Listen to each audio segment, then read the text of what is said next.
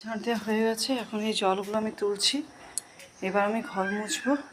আমার যেহেতু আমি ভোরবেলাতেই ছেড়ে দিই, তো তার জন্য আমি ভাতটা বসিয়ে দিয়েছি, তারপর ঘরটার মোছামুছি করছি।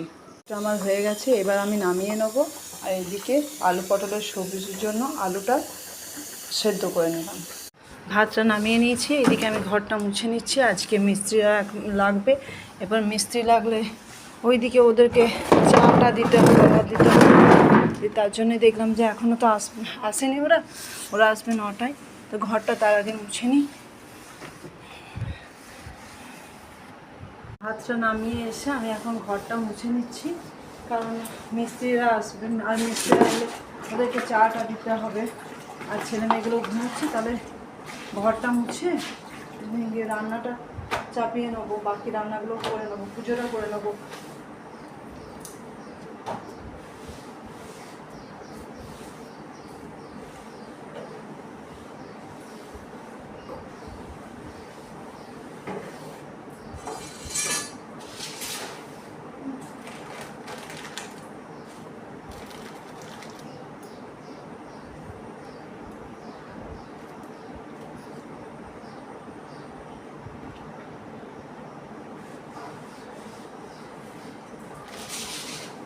যেহেতু মর্নিং স্কুল, তাই আমাদের পাড়াতেই আছে একটা মাছ দাদার কাছ থেকে আমি আজকে কাতলা মাছ নিয়ে নিলাম।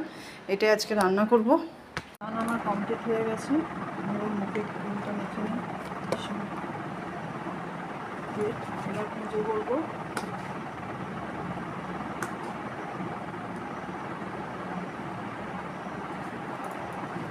চলো এবার পুজোটা করে নিই।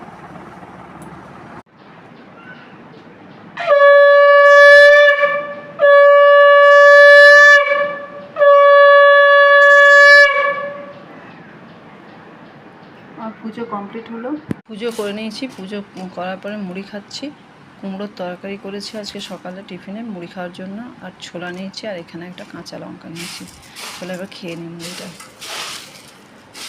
মুড়ি খেতে খুবই ভালো লাগে আমার। চলো খেয়ে নিই। পুজো হয়ে গেল আমার। পুজো হয়ে যাওয়ার পরে আমি এখানে কুমড়োর তরকারি, কাঁচা ছোলা, কাঁচা লঙ্কা দিয়ে মুড়ি খাচ্ছি, আর একটু কাঁচা তেলও নিয়ে নিয়েছি। অসাধারণ লাগে খেতে। তো মাখতে মাখতেই আমার জিভে জল চলে আসছে। আমি খুব পছন্দ করি মুড়ি খাওয়াটাও, আমি খুব পছন্দ করি।